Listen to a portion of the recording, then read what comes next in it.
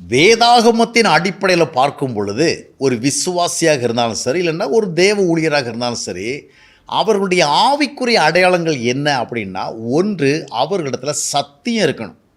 அவர்கள் சத்தியத்தை அறிந்தவர்களாக இருக்கணும். ஏன்னா சத்தியத்தை அறிவீர்கள், சத்தியம் விடுதலையாக்கும்னு நம்ம யோவான் 8:30 வாசிக்கிறோம். அப்போது சத்தியத்தை அவங்க அறிஞ்சிருக்கணும். ஒரு சரியான போதனையை, சரியான உபதேசத்தை அறிந்திருக்கணும். 2, அவர்களிடத்தில் சத்தியத்திற்கேற்ற ஒரு சாட்சி வாழ்க்கை இருக்கணும். இந்த 2 தான் ஆவிக்குரிய அடையாளம். ஆனால் இன்றைய கிறிஸ்தவ உலகத்தில் பார்த்திங்கன்னா இந்த அடையாளங்களை பார்க்காம வேறு சில அடையாளங்கள் தான் பார்க்கப்படுகிறது. அதில் ஒன்று அபிஷேகம், இன்னொன்று வல்லமை, இன்னொன்று பரவசம். அதாவது ஒருவரிடத்தில் அபிஷேகம் இருக்குது, வல்லமை இருக்குது, பரவசம் இருக்குது அப்படிங்கிற மாதிரிப்பட்ட ஒரு சூழல் இருந்தால் உடனே அவரிடத்தில் தேவன் இருக்கிறாரு, அவர் ஆவிக்குரியவர் அப்படின்னு நம்ம தீர்மானிக்கும் நிலைமை காணப்படுகிறது. இதுதான் இன்றைய கிறிஸ்தவ உலகத்தினுடைய சீர்கேடுகளுக்கு மிக முக்கியமான காரணமாக இருக்கிறது. பல தேவ ஊழியர்கள் என்று தங்களை சொல்லிக் கொள்கிறவங்க தங்களை தேவனோடு இருப்பதாக எப்படி கணக்கு பண்ணுறாங்கன்னா, அவர்கள் தங்களுக்குள்ள ஒரு அபிஷேகம் இருக்கிறத உணர்கிறாங்க, தங்களிடத்தில் ஏதோ ஒரு வல்லமை செயல்படுகிறத உணர்கிறாங்க. அது மட்டுமல்ல, தங்களுக்குள் பரவசம் அடைகிற, மற்றவர்களை பரவசமடைய செய்கிற இந்த மாதிரி செயல்பாடு இருக்கிறத பார்க்குறாங்க. அப்போது நமக்குள்ள ஒரு அபிஷேகம் இருக்குது, பரிசுத்தாவுடைய அபிஷேகம், ஒரு வல்லமை இருக்குது. அவ்வப்பொழுது நமக்குள்ள ஒரு நல்ல பரவச உணர்வு, ஒரு ஸ்பிரிச்சுவல் ஃபீலிங் இருக்குது, ஒரு ஸ்பிரிச்சுவல் எக்ஸைட்மெண்ட் இருக்குது, ஒரு எக்ஸ்ட்ரஸ் இருக்குது. அப்போ இந்த மாதிரி நிறைய விஷயங்கள் ஃபீல் பண்ணிவிட்டு நிறைய ஊழியக்காரங்களும் விசுவாசி என்ன நினைக்கிறாங்கன்னா, வி ஆர் ஸ்பிரிச்சுவல், நம்மோட ஆண்டவர் இருக்கிறார். இது தவறு. அபிஷேகம் இருக்கிறது, வல்லமை இருக்கிறது, பரவசம் இருக்கிறது என்ற அடிப்படையில் நாம் சரியான விசுவாசி இல்லை சரியான ஊழியக்காரன் நினைத்து விடவே கூடாது. ஏனென்றால் இவைகள் போலியானதாக இருக்க முடியும். இன்றைக்கு பெரும்பாலான கிறிஸ்தவ மக்களிடத்தில், கிறிஸ்தவ ஊழியரிடத்தில் அந்தி கிறிஸ்தவனுடைய ஆவி செயல்படுது. 1 யோவான் 2:18 சொல்லப்பட்ட விதமாக அந்தி கிறிஸ்து இப்பொழுது நம்மத்தில் இருக்கிறான். அந்த அந்தி கிறிஸ்துவோட செயல்பாடு காணப்படுகிறது. இன்றைய கிறிஸ்தவ உலகத்தில் அந்தி கிறிஸ்துவோட செயல்பாட்டை எப்படி நம்ம பார்க்குறோன்னா, நிறைய பேர் அபிஷேகம், வல்லமை, இந்த பரவசம் இதனுடைய அடிப்படையில் தான் கிறிஸ்தவத்தை பார்க்குறாங்க. அதான் தவறாக போகிறது. இன்றைக்கி பார்க்கும் பொழுது நிறைய போதகர் இடத்துல, நிறைய பாஸ்டர் இடத்துல, நிறைய இவாஞ்சலிஸ்ட் சுவிசேஷ இடத்துல நவீன உலக கலாச்சார அடையாளங்களை தான் அதிகமாக பார்க்க முடிகிறது. ரொம்ப அல்ட்ரா மாடர்னாக தங்களை காண்பிக்கிற நிலைமை காணப்படுகிறது. பண ஆசை, பொருளாசை அவங்கக்கிட்ட மிகுதியாக இருக்குது. அதாவது அந்த பணாசை, பொருளாசைகளை அடிமைப்படுத்துகிறது என்பதை அவர்களிடத்தில் நிறைய அடையாளங்கள் மூலமாக அறிய முடியும். நிறைய பொய் பித்தலாட்டமான செயல்பாடுகள் இருக்கிறது.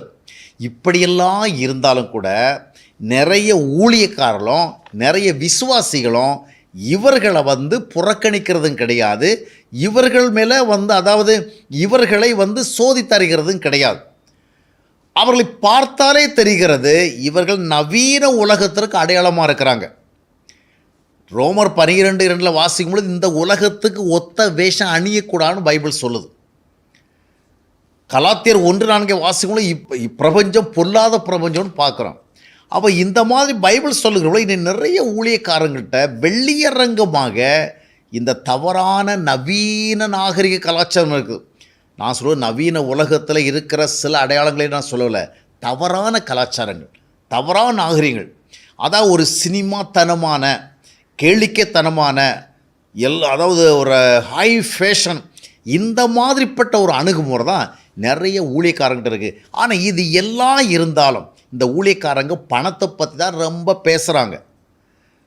பொருளாசை குறித்து இவர்களுடைய போதனை கேட்டால் ரொம்ப தெளிவாக புரிஞ்சுக்கலாம், இவங்ககிட்ட அந்த பொருளாசை இருக்கிறது.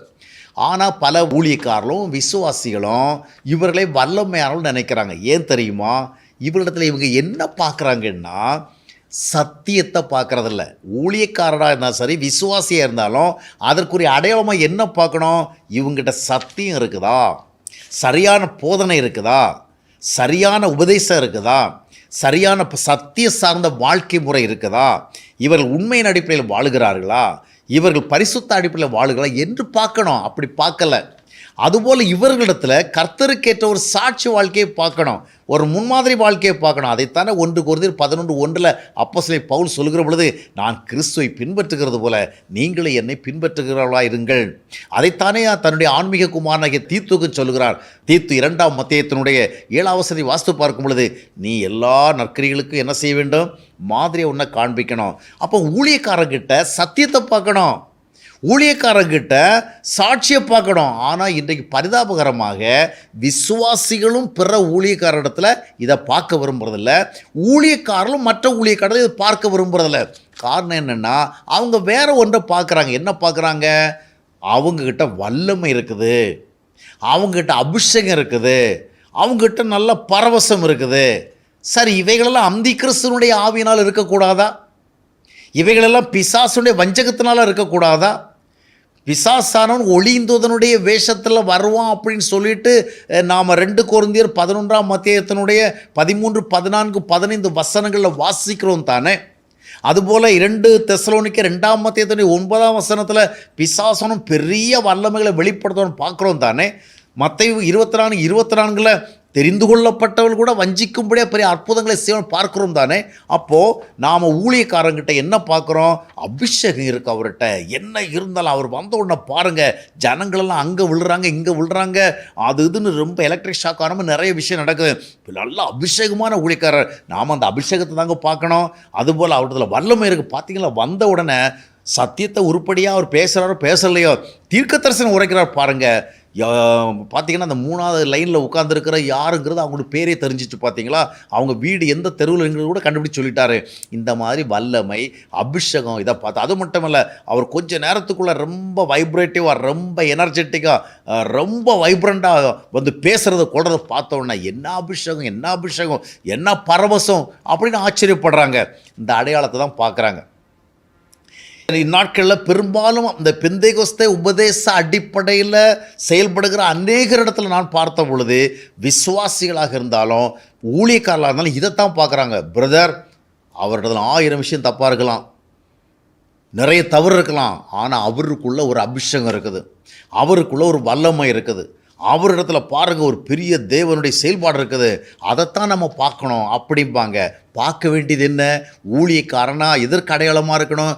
சத்தியத்துக்கு அடையாளமாக இருக்கணும், உண்மைக்கு அடையாளமாக இருக்கணும், நீதிக்கு அடையாளமாக இருக்கணும், பரிசுத்துக்கு அடையாளமாக இருக்கணும்.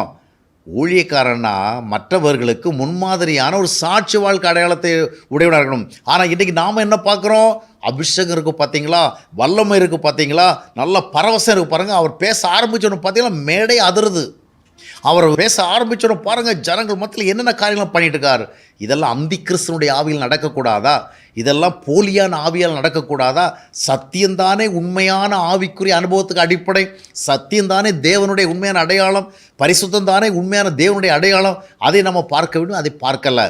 பாருங்கள், சில போதகர்கள் பொதுவாகவே ஜனங்கள் மத்தியில் சாட்சி கெட்டவளாக அறியப்பட்டிருக்கிறார்கள்.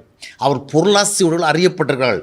அவர்கள் நவநாகரிக ஜீவிகள் அறியப்பட்டிருக்கிறார்கள். அவர்கள் பகட்டானவர்களாக ஆடம்பரம் நிறைந்தவர்களாக அறியப்பட்டிருக்கிறார்கள். அவர்கள் காசுக்காக பணத்துக்காக தான் ஊழியம் பண்ணுறாங்க அப்படிலாம் அறியப்பட்டிருக்கிறாங்க. இப்படிலாம் அறியப்பட்டிருந்தாலும் கூட இப்படிப்பட்ட போதகர்களை வேறு சில போதகர்கள் தங்களுடைய சபைக்கு அழைப்பாங்க, விசேஷ கூட்டங்களுக்கு அழைப்பாங்க. அவங்கள வச்சுட்டு நற்செய்தி பெருவிழா, பேரின்ப பெருவிழா அப்படின்னு பெரிய சூப்பராக பேரெல்லாம் போட்டுட்டு ஊழியம் பண்ணுவாங்க. சிலர் கேட்பாங்க, ஐயா அவருக்கு தான் சாட்சி கிடையாது, அவர் தான் சினிமாத்தனமாக காரியங்களை பண்ணிகிட்ருக்காரு, பகட்டாக ஆடம்பரம் வாழ்கிறாரு, அப்படிப்பட்டவரை கொண்டு உங்கள் சபையில் நீங்கள் ஸ்பெஷல் கெஸ்ட்டாக கொண்டாந்து, ஸ்பெஷல் ஸ்பீக்கராக கொண்டாந்து கூட்டம் நடத்துகிறீங்களே, இப்படிப்பட்டவரை கொண்டு பேரின்பம் சிற்றின்பம் அப்படி என்னென்ன கூட்டம்லாம் பண்ணிகிட்டு இருக்கிறீங்களே, இது சரியானு கேட்டால், பிரதர் எனக்கு தான் தெரியும், அவரை பற்றி கொஞ்சம் பேர் அப்படிலாம் சொல்கிறாங்க தான், அவர் சில விஷயங்களை சரியில்லைங்கிறது எங்களுக்கே நல்லா தெரியும். சரியில்லைன்னு தெரிஞ்ச பிறகு ஏன் நீங்கள் அவங்கள அழைச்சி கூட்டம் நடத்துறீங்க? அவருக்குள்ள ஒரு அபிஷேகம் இருக்குது, அவருக்குள்ள ஒரு அபிஷேகம் இருக்குது. 1000 நீங்கள் சொல்லுங்கள், மேடையில் வந்தவுடனே அந்த மனுஷன் செயல்படுற விதத்தை பார்த்தா சும்மாலாம் பண்ண முடியாதுங்க. ஒரு அபிஷேகம் இருக்குது. வந்தவுடனே எனக்கே நல்லா தெரியுங்க, எங்கள் சபையில் இருக்கிற சிலருடைய பேரை வந்தவுடனே இந்த மனுஷன் யார் சொல்லி கொடுத்தா எல்லாம் சொல்லிட்டார் பாருங்க. அப்போ என்ன பார்க்குறார் அந்த ஊழியக்காரரு? சத்தியத்தை பார்க்கல. ஒரு ஊழியக்காரனுக்கு அடையாளம் சத்தியம், ஒரு ஊழியக்காரனுக்கு அடையாளம் சாட்சி. நற்குணங்கள் சாட்சியாக இருக்கணும், பரிசுத்த சாட்சியாக இருக்கணும். ஆனால் இந்த போதகருங்கிற பேரில் இருக்கிறவர் எதை பார்க்குறாரு? அவர்கிட்ட ஒரு வல்லமை இருக்குது. நான் என்னுடைய காதுகள் கேட்குற நிறைய விரத சொல்லி கேட்குறேன், பிரதர் இங்கே சொல்கிறதெல்லாம் சரி. என்கிட்டே சொல்லுவாங்க, நீங்கள் சொல்கிற விஷயம்லாம் சிலட்ட இருக்கிறது உண்மைதான் பிரதர், ஆனாலும் பிரதர் அவர்கிட்ட ஒரு அபிஷேகம் இருக்குது பாருங்கள், அவர் ஆராதனை பண்ண ஆரம்பித்தா அரங்கமே அதிருகிறது பிரதர். அவர் ஜெபம் பண்ண ஆரம்பித்தா எல்லாருக்கும் பரிசுத்தாய் வருது பிரதர். அவர் பிரசங்கம் பண்ண ஆரம்பித்தா பாருங்கள், அவருக்கு இவ்வளோ சின்ன மேடையெல்லாம் பத்தாது, இங்கேருந்து அங்கே ஓடுறாரு, அங்கேருந்து இங்கே ஓடுறாரு, குதிக்கிறார். இல்லை, இதுக்கெல்லாம் ஒரு வல்லமை வேண்டாமா? அவரிடத்துல ஒரு அபிஷேகம் இருக்கிறத நம்ம ரெக்கக்னைஸ் பண்ணோம். கர்த்தர் அவருக்கு ஒரு வல்லமை வச்சுருக்கிறார். எப்படிங்க வைப்பார்? சத்தியம் இல்லாதவர்கிட்டத்தில் போய் வல்லமை வைக்கிறாரா? ஆண்டவர் முதலாவது ஒரு விசுவாசிக்கிட்டேயோ ஒரு ஊழியக்காரங்கிட்டேயோ வைத்தா எதை வைப்பார்? சத்தியம், சத்திய வார்த்தை, சத்திய போதனை, சாட்சியான வாழ்க்கை மாற்றம், டிரான்ஸ்ஃபர்மேஷன். 2 கொரிந்தியர் 5:12 என்ன சொல்ல? ஒருவன் கிறிஸ்துக்குள்ள இருந்தால் அவன் புதிய சிருஷ்டியாக இருக்கிறான். அதைத்தானே வைப்பார்.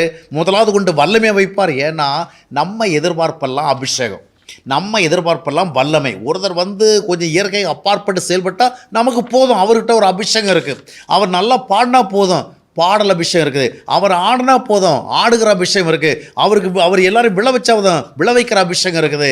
இப்படி ஊறுபட்டதுக்கு அபிஷேகம் பேரை வச்சு அபிஷேகத்தை கொச்சப்படுத்தி விட்டுவிட்டோம். ஊழியக்காரங்கிட்ட சத்தியத்தை பார்க்கணும், சத்தியம் சார்ந்த வாழ்க்கையை பார்க்கணும். அவர்கிட்ட இருக்கிற வல்லமையை பார்க்கக்கூடாது. வல்லமை பல வழிகளில் வரும். பிசாசின் ஆவிகள் மூலமாக வரும், வஞ்சிக்கிற ஆவிகள் மூலமாக வரும், அந்திகிறிஸ்துவின் ஆவி மூலம் வரும். இப்போ ஒரு போதகர் இன்னொரு போதகரை குறித்து உலகத்தில் சாட்சி இல்லாமல் இருந்த பொழுதும் கூட அவரை அழைச்சிட்டு ஒரு கூட்டம் நடத்துறதுக்கு சொல்கிற காரணம்னா அவர்கிட்ட ஒரு வல்லமை இருக்குது. இப்படிப்பட்டவங்களை கூப்பிட்டு தான் நற்செய்தி பெருவிழா, பேரின்ப பெருவிழா அப்படிலாம் நடத்துகிறாங்க. அவங்க சொல்கிற காரணம் என்ன? எல்லாம் உண்மை தான், நீங்கள் சொல்கிறதெல்லாம் சரிதான், ஆனால் அவர்கிட்ட ஒரு அபிஷேகம் இருக்குது. ஏன் இந்த மாதிரி சிந்திக்கிறாங்கன்னா இவர்களுக்குள்ள இருக்கிறது அந்திகிறிஸ்துவினுடைய ஆவி. இந்த அந்திகிறிஸ்துவினுடைய ஆவி இருந்தால் அது எப்போவுமே மற்ற இடத்துல என்ன பார்க்கும் தெரியுமா? அபிஷேகம் இருக்குதா, வல்லமை இருக்குதா, பரவசம் இருக்குதா, அதைத்தான் பார்க்குமே ஒழிய பரிசுத்தம் இருக்குதா, நீதி இருக்குதா, சாட்சி இருக்குதா, உண்மை இருக்குதா, ஒழுக்கம் இருக்குதா, நேர்மை இருக்குதா, சத்தியம் இருக்குதா பார்க்கவே பார்க்காது. அப்போது இன்றைக்கி நிறைய ஊழியக்காரெலாம் ஒன்றா வரவில் நான் யோசிப்பேன், ஒவ்வொரு ஊழியக்காருக்கு பின்னாலே நிறைய சாட்சிகேடுகள் இருக்குது, முறைகட்ட போதைகள் இருக்குது. ஆனால் இவங்களை இப்படி ஒன்றா வர்றாங்க. எப்படி ஒன்றா வராங்க? வேறு ஒன்று கிடையாது. இந்த அந்திகிறிஸ்துவினுடைய ஆவி ஒருத்தருக்குள்ளே இருந்தால் அவர் தனக்குள்ளே இருக்கிற வல்லமை, அபிஷேகத்தை, பரவசத்தை தேவனால் நினைப்பார். அதுபோல் இப்படிப்பட்ட ஒருவரை இன்னொரு ஊழியக்காரர் பார்த்தா அவர் எப்படி பார்ப்பார்? இவர்கிட்ட ஒரு அபிஷேகம் இருக்குது, இவர்கிட்ட ஒரு வல்லமை இருக்குது, அதனால் நம்ம அந்த அபிஷேகத்தை மதிக்கணும் அப்படி சொல்லிட்டு அவர் அங்கீகரிப்பார். ஏன்னா அவருக்குள்ளே இருக்கிறது அந்திகிறிஸ்துவினுடைய ஆவி, இவருக்குள்ளே இருக்கிறது அந்திகிறிஸ்துவின் ஆவி, அவருக்குள்ளே இருக்கிறது வஞ்சிக்கிற ஆவி, இவருக்குள்ளே இருக்கிறது வஞ்சிக்கிற ஆவி. அதனால் கண்டுபிடிக்கல. இந்த ஆவி தான் இன்றைக்கி நிறைய கிறிஸ்தவ ஜனங்களிடத்தில் இருக்கிறதுனால அவர்கள் பார்க்குறேன்னா வல்லமே பார்க்கணும். பைபிள் நமக்கு எங்கேயாச்சும் சொல்லுதா? வல்லமையை பார்த்தோம், வல்லமைக்கு தான் எச்சரிக்கையாக இருக்கணும். அதைத்தானே 1 யோவான் 4:1 யோவான் சொல்லுகிற பொழுது நீங்கள் எல்லா ஆவியும் என்ன பண்ணக்கூடாது? நம்பக்கூடாது. அது தேவனது வந்ததா? அப்போ வந்ததுன்னா சத்தியம் இருக்கணும், சாட்சி வாழ்க்கை இருக்கணும்.